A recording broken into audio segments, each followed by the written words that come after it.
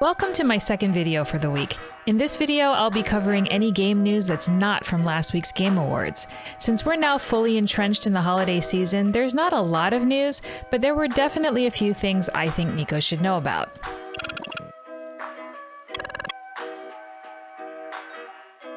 I'll start with some sad news. The creator of the Famicom and Super Famicom systems, known as the Nintendo Entertainment System and Super Nintendo in the West, Masayuki Umura passed away on December 6, 2021. He was 78 years old. Umura worked at Nintendo for over 30 years before retiring in 2004 and becoming the director for the Center for Game Studies at Ritsumeikan University in Kyoto, Japan. Watching a video from the ANA Global channel linked below, Umura seemed like that cool uncle that always plays with the kids at family gatherings. Rest in peace, Uemura-san. The Nintendo OLED Switch dock is now available as a standalone product on Nintendo's website. It retails for $70 and doesn't come with any of the cables that would normally come with it if you bought the whole thing together. The main advantage to having this new dock is the Ethernet cable slot, so if your house has weak Wi-Fi, you would be able to hardwire your Switch to the internet. Honestly, I'm tempted, but my router doesn't have any more open ports. There's a new release date trailer for Sons of the Forest, the sequel to 2014's The Forest. The first thing I noticed in this new trailer was the fact that there are now guns. Aside from that though, it looks like more forest, but prettier, and hopefully with fewer bugs. The game is scheduled for release on PC on May 20th, 2022.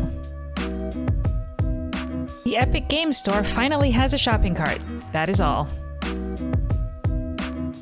Final Fantasy XIV's Endwalker expansion launched in early access on December 3rd and officially released on December 7th. The popular game has been plagued by hours-long queue times and disconnection and server errors. Launching an MMO or releasing a hotly anticipated expansion always causes these kinds of problems, and while the team at Square Enix wanted to add servers, COVID-19's effect on the worldwide shortage of semiconductors, along with other travel restrictions and supply chain issues, made it impossible. So for I believe the second time in the history of the game, they are giving players 7 days of free game time. Director and producer Naoki Yoshida has been providing regular updates to the ongoing congestion of the servers, and in his latest message he says, "We are steadily making progress toward adding logical data centers for all regions and the addition of multiple new worlds, with the cooperation of our vendors in each country. As soon as we are able to, we will let you know about these developments as well. I appreciate your continued understanding and support regarding this topic." The Kingdoms of Amalur Fatesworn expansion is releasing on December 14th, 2021. It adds a whole new area, new quests, new dungeons, and an increased level cap. To me, playing Kingdoms of Amalur is like playing an MMO, but in a single-player experience. I absolutely loved this game, so I'll definitely be playing the expansion when it releases this week.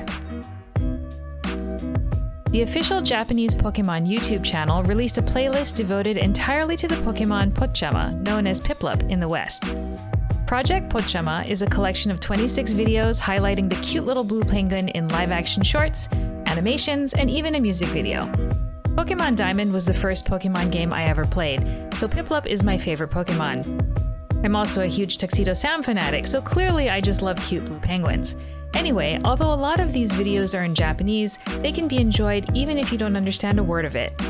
The very first video in the playlist is ASMR Oyasumi Pochama hanging out with Piplup, and it's 30 minutes of Piplup behaving like a kid who doesn't want to go to bed, but ultimately tuckers himself out and falls asleep. Very cute. And finally, this isn't exactly video games, but the Financial Modeling World Cup Open Finals streamed on YouTube on December 11th, 2021. The tagline for this event is "Excel as esports for everybody." Financial Modeling World Cup is a company that promotes financial modeling as a tool for education, training, and competition. Financial modeling is used in financial analysis, and in business, it combines accounting, finance, and business metrics in order to model future forecasts. However, it can be used to model any kind of information. The cool thing about this competition is that you don't specifically need to know finance, statistics, or engineering. You just need to be really good at Excel. There were 3 cases that needed to be solved. The first involved figuring out a ride-sharing application, the second involved modeling hundreds of hands of tri-peak solitaire games, and the third involved modeling the outcome of a war between 2 medieval fantasy armies. The whole event lasted for 2.5 hours, and I've put the link in the description below. If nothing else, skip ahead to the parts where they show the problems to solve. It's a great reminder that Excel can be used for a lot of really cool things. Makes me want to get better at Excel, honestly. And that's it for game news for the previous 2 weeks. Join me again next week for more news and adventure. Until then, play lots of games and have an awesome week.